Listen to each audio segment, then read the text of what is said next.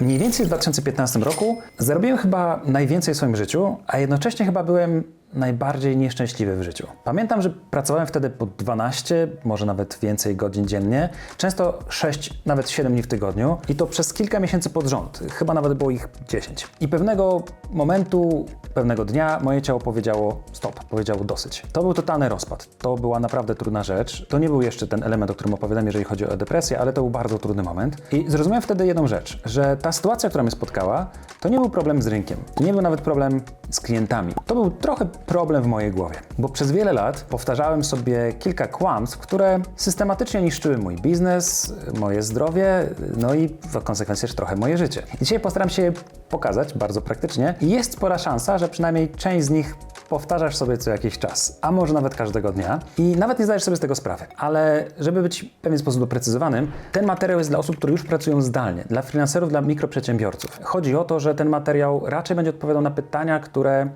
nie zadajemy sobie jako ludzie, jako ludzkość, jako problemy emocjonalne czy tego typu zagadnienia w rozwoju życiowym, ale właśnie jako problemy biznesowe, kłamstwa biznesowe, które sobie powtarzamy, a które niszczą nasze biznesy. Więc kłamstwo numer 1 to muszę mieć więcej klientów. To częsta pułapka, w której wpadamy jako freelancerzy, jako mikroprzedsiębiorcy. I to prawdopodobnie może też być najdroższe kłamstwo, jakie można sobie powiedzieć. Mnie osobiście kosztowało to chyba lata życia.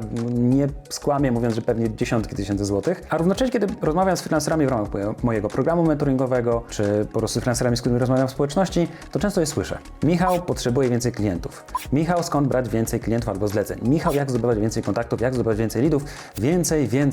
Wtedy często zadaję takie pytanie, no to ilu masz dzisiaj klientów? Może 5, może 8, może 20. To często okazuje się, że nie jest problem to, że mam za mało klientów, ale to, że mamy złą strukturę pracy. No bo na przykład ktoś pracuje bardzo dużo, właśnie po te 12, czasami 16 nawet godzin takie przypadki się zdarzyły.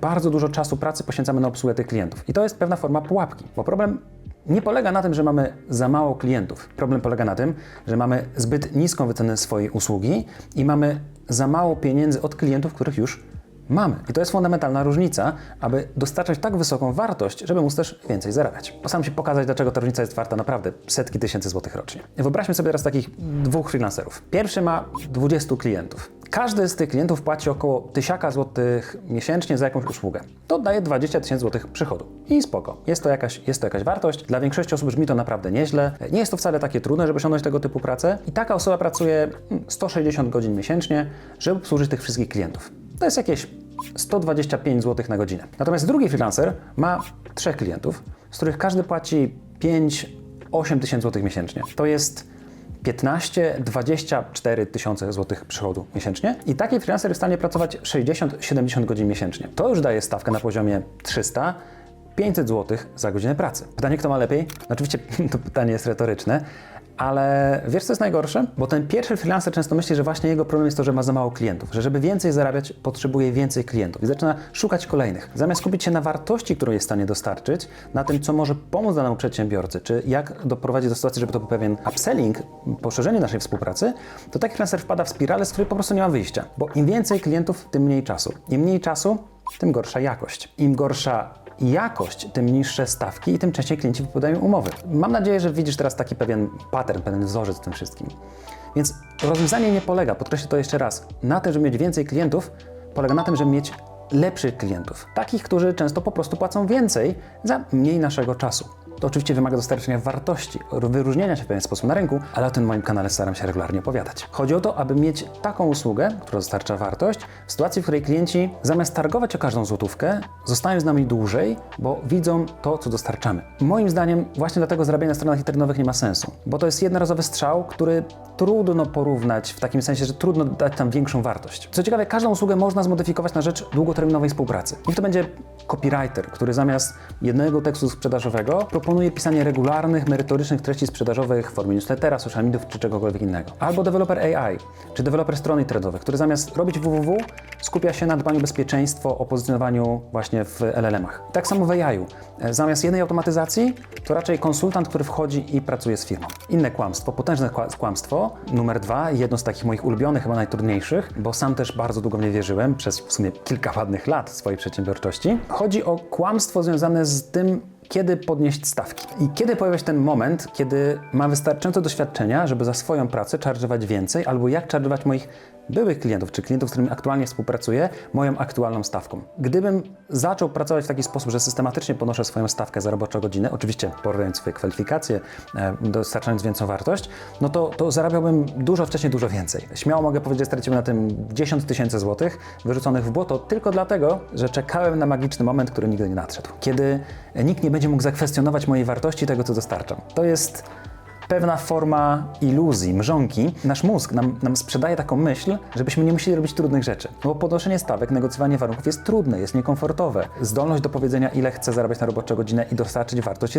jest trudne. Można się bać, że klient powie nie. Albo nawet, że ktoś nas wyśmieje, że nie jesteśmy warci tego typu pieniędzy, albo że stracimy jakieś zlecenie, albo wiele innych strachów, które mogą się pojawić. No i dlatego mózg daje nam piękną wymówkę: poczekaj na odpowiedni moment. Jeszcze nie teraz, jeszcze trochę więcej portfolio, jeszcze trochę więcej pewności siebie, jeszcze kolejna rzecz, którą wykonasz, jeszcze jeden projekt i wtedy już będziesz wiedział. Ale ta pewność przychodzi nie od wyłącznie zbierania doświadczeń, ale ona właśnie przychodzi przez to, że pracujemy z lepszymi klientami. Od tego, że podnieśliśmy stawki, bo mamy więcej przestrzeni na rozwój, więcej przestrzeni na to, żeby robić to lepiej i skuteczniej. Oczywiście chodzi też o pewną formę szacunku, ale najdziwniejsze chyba doświadczenie, które miałem, to kiedy rozmawiałem z klientem na temat mojej stawki i powiedziałem mu, co było mi bardzo trudno powiedzieć: moja stawka to 650 zł na godzinę. I klient powiedział: spoko, myślałem, że więcej. Niska stawka powoduje, że jesteśmy desperatami, którzy mówią: weź mnie. A wyższa stawka mówią o tym, że jestem wartościowy. To są moje warunki pracy. Dostarczam konkretne wartości. Kłamstwo numer 3. Tutaj muszę coś powiedzieć, bo to jest kłamstwo, które często zniszczyło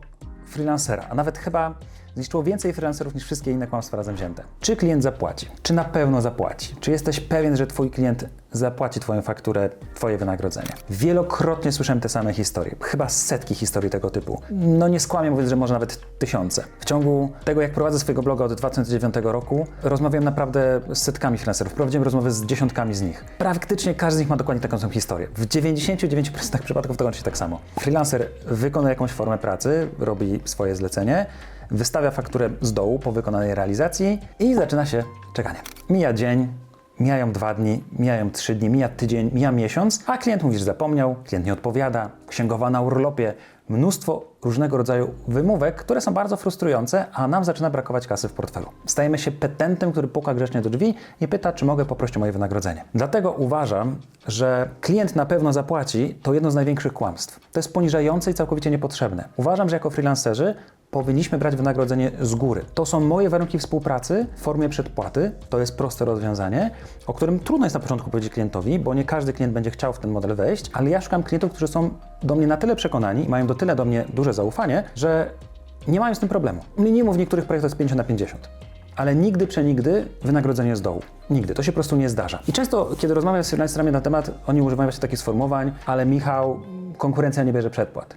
Stracę to zlecenie. Albo Michał, klient się po prostu opłaci. Rozumiem te obiekcje, ale jeśli klient się obraża na prośbę o przedpłatę, to jest klient, którego nie chcesz. Bo on zawsze będzie problematyczny. To prawie na pewno oznacza, że albo będzie próbował to wykorzystać, albo nie ma pieniędzy. Nie ma tu innych ścieżek. No, oczywiście być może nie chce zapłacić po prostu z definicji, jest oszustem, co się rzadko zdarza, ale raczej nie ma do ciebie na przykład zbudowanego zaufania. No a to, że konkurencja nie bierze przedpłat, who cares? Może są więksi, może będą za kilka miesięcy dokładnie w tym samym miejscu, może też po prostu się boją. To jest kwestia odpowiedniej usługi, odpowiedniej niszy, odpowiedniego targetu, odpowiednio dostarczonej wartości i zbudowania zaufania. Ja osobiście odmówiłem setkom projektów, które wyglądały niezwykle ekscytująco, ale miały wymóg zdatowane płatność z dołu. Bo ja nie chcę z tym negocjować, ja nie chcę z tym walczyć. Jestem zbyt małym przedsiębiorcą, żeby utracić płynność finansową. Historycznie zabrakło mi na VAT, zabrakło mi na ZUS, zabrakło mi na wiele innych rzeczy, właśnie dlatego, że te płatności się przeciągały. I stwierdziłem, że zarobienie więcej nie jest warte tego stresu i tego ryzyka. Poza tym, no cóż, profesjonaliści po prostu biorą przedpłaty. Amatorzy się boją, nie wiedzą, jak do tego tematu podejść. Więc to jest trochę taka rzecz, w której ty możesz decydować, kim chcesz być. Czy jesteś profesjonalnym freelancerem, czy jednak trochę amatorem, który boi się wyjść w dobry sposób do klienta. To jest bliskie też temu 4. kłamstwu, które teraz powiem, czyli nie mogę odmawiać projektom. To jest kłamstwo, które często trzyma nas w takiej pułapce bieżączki i robienia rzeczy, które są fajne, ekscytujące. Jako freelancerzy mamy często ogromne możliwości, mnóstwo fajnych projektów, które można realizować. I ja wiem, że to jest ekscytujące, ja wiem, że to jest fajne, ale za każdym razem, kiedy powiedziałem tak złemu projektowi zamknąłem sobie drzwi do dobrego projektu. Odrzucanie projektów i podejście selektywne, aby trzymać się pewnej niszy, dobrej usługi i realizacji pewnego procesu jest niesamowicie skuteczne. To jest coś, co pozwoliło mi dopiero zacząć skalować moją działalność poprzez upraszczanie. Skalowanie poprzez upraszczanie to zdanie, które usłyszałem od Henryka. Świetny człowiek, polecam. Bardzo fajnie też był przez jakiś czas moim mentorem. Wymówek, dlaczego nie można odmówić, jest bardzo dużo. Bo nie mam pieniędzy, bo zabraknie mi, bo klient obiecał, że tam później będzie coś większego, więc nie mogę odmówić. Te wszystkie warianty mają wspólny mianownik. Pewien poziom lęku, strachu przed brakiem, strachu przed poczuciem własnej wartości, strachu przed odrzuceniem. Ale da się z tym dealować. To jest kwestia bardzo świadomego podejścia. Nad tym mindsetem, nad tym podejściem do tego tematu często pracujemy właśnie w ramach programu mentoringowego, czyli to, jak dobrze wyselekcjonować usługi, które chcemy robić, jak je dobrze wycenić, jak dobrze trafić do ludzi, którzy chcą nam na to zapłacić w takim modelu, w jakim my pracujemy. To jest coś, co wymaga takiego procesu. Ale bardzo ważne jest to, żebyś zrozumiał, że kiedy odmawiasz takiemu projektowi, to tak naprawdę zyskujesz przestrzeń, bo kalendarz ma ograniczoną pojemność. Nasza energia mentalna, życiowa, umysłowa ma ograniczoną pojemność. Nasze możliwości skupienia się mają ograniczoną pojemność. Więc kiedy wypełniamy te rzeczy śmieciowymi projektami, to nie mamy miejsca na te wartościowe. I za każdym razem, kiedy upraszczałem swoje usługi, minimalizowałem liczbę rzeczy, które robię, zminimalizowałem proces, który wymagał ode mnie realizacji tej konkretnej usługi, to za każdym razem wykres moich dochodów rósł. A robiłem to wielokrotnie, opowiadam to na tym kanale. Raz wyciąłem wszystko, praktycznie z wszystkich usług wyjąłem 5% tego, co robiliśmy. Wydawało mi się, że bardzo mocno to sprecyzowałem i po kolejnych 3 latach, za każdym razem wracając z Azji, podejmujemy decyzję, że znowu czyścimy się z większości usług, którymi narośliśmy. Nie ma sensu wchodzić w tematy, które po prostu tylko i wyłącznie uzupełnią kalendarz i powodują, że pracujemy na przepływie zamiast realnego zarobku. Ostatnie kłamstwo, 5, chyba najbardziej niebezpieczne. Odpocznę, jak skończę ten projekt. To jest też najbardziej podstępne, bo trochę smakuje planem i konkretnym przygotowaniem, co nie? To brzmi rozsądnie, to kłamstwo brzmi rozsądnie. Ja wiem, co trzeba zrobić. Logicznie na to patrząc, teraz wykonuję pracę, to jest ekonomicznie opłacalne, realizuję teraz konkretne projekty, realizuję teraz konkretną pracę, jak ją zrealizuję, to będę miał górkę, będę mogła odpocząć. I to nie wygląda jak kłamstwo, to wygląda jak pewien logiczny proces, który będzie wyglądał. Ale to jest kłamstwo. To jest bardzo podstępna rzecz, bo niedbanie o swoje zasoby, poziom energii, poziom możliwości skupienia się, poziom pracy takiej naprawdę efektywnej, skutecznej, no jest ograniczony. I teraz odkładanie takich rzeczy jak spotkanie z rodziną, zajęcie się zdrowiem, albo po prostu odpoczynkiem i regeneracją, to po prostu pułapka, w którą bardzo łatwo wpaść. Sam w tym miejscu byłem, sam się wypaliłem zawodowo. I teraz porównuję to często do sportu. Jak jest ktoś, kto biega i biega dużo i taka osoba się przetrenuje, to nie znaczy, że potrzebuje na chwilę przerwy. Na dzień, jutro może znowu pójść pobiegać. Przetrenowanie oznacza wyłączenie z biegania na czasami miesiące, bo łatwo o kontuzję, łatwo o zniszczenie swojego ciała. I podobnie jest w strefie biznesowej. Można być zmęczonym i powiedzieć sobie stop, muszę odpocząć i dbać o to regularnie, systematycznie, regenerację, a można się przetrenować biznesowo. I wtedy to jest często tak druzgocące, że to druzgocze na lata, na miesiące bez możliwości pracy i takiego skupienia. Wtedy często to ten moment, kiedy mówimy nie, praca zdalna jest beznadziejna, ja wracam na etat, tam był urlop, tam mam 8:16 i tak dalej, i tak dalej. Rozumiem to, ale to jest naprawdę bardzo podstępne, bo ten mityczny moment, kiedy zakładamy, że sobie odpoczniemy po projekcie, mityczny moment odpoczynku nigdy nie nadchodzi. Odpoczynek to nie nagroda za ciężką pracę. Odpoczynek to warunek ciężkiej pracy. Nie można jechać samochodem bez tankowania. Nie można prowadzić biznesu bez odpoczynku, bez regeneracji. To nie jest luksus, to nie jest rzecz, która jest jakąś fanaberią, którą warto byłoby mieć. To jest konieczność, to jest fundamentalna część biznesu. Zadbanie o siebie, taki self-care, regeneracja, o czas na hobby, na rodzinę, na odpoczynek, na to, żeby po prostu mieć czas dla siebie, a nie tylko żyć pracą. Bo jeśli tego nie zrobimy, to w końcu ciało podejmie decyzję za nas i wtedy odpoczynek nie będzie wyborem. Będzie przymusem, będzie przetrenowaniem, często kończąc w szpitalu albo na lekach, które mają nam pomóc sobie z tym ogromnym poziomem stresu poradzić, albo właśnie z tym ogromnym wypaleniem, o którym wspominałem przed chwilą. No i wiem, o czym mówię, bo sam byłem w tym miejscu i nie chciałbym, żeby ktokolwiek trafił do tego ciemnego, przykrego miejsca. W tym materiale pokazałem Ci 5 kłamstw.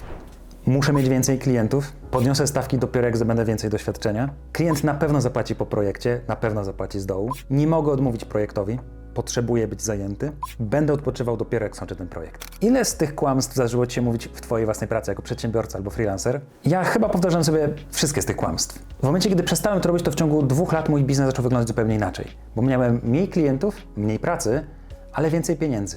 A dzięki temu miałem też więcej czasu. Więc po prostu nie potrzebujesz więcej klientów. Potrzebujesz lepszych klientów. Nie potrzebujesz więcej doświadczenia. Potrzebujesz więcej odwagi, świadomości tego, co robisz. Często też po prostu nie potrzebujesz większej ilości projektów. Potrzebujesz bardziej przemyślanych projektów i szacunku do siebie samego. Więc to są takie podpowiedzi ode mnie, z mojej historii doświadczenia przedsiębiorczego. Mam nadzieję, że ten materiał był w jakikolwiek sposób ciekawy. Jeśli tak, to daj znać w komentarzu. Może jakaś łapka w górę dla algorytmu i chyba ta funkcja też podbijania, więc będę zobowiązany. A jeżeli chciałbyś popracować nad Twoim mindsetem, z Twoim skillsetem, to serdecznie Cię zapraszam. Mam program mentoringowy, spotkajmy się, pogadajmy, może będę w stanie Ci w jakiś sposób pomóc. Pamiętaj też, że 20 stycznia 2025 roku 2006 roku odbywa się webinar Jak się przebranżowić w dobie AI, jak zarabiać więcej, nie stracić pracy. Wszystkie oczywiście szczegóły są w opisie, a jeżeli oglądasz ten materiał po 20 stycznia, no to zostaje Ci tylko i wyłącznie stawić subskrypcję, łapkę w górę dla YouTube'owego algorytmu. A dzisiaj dzięki. Cześć, na razie, pa.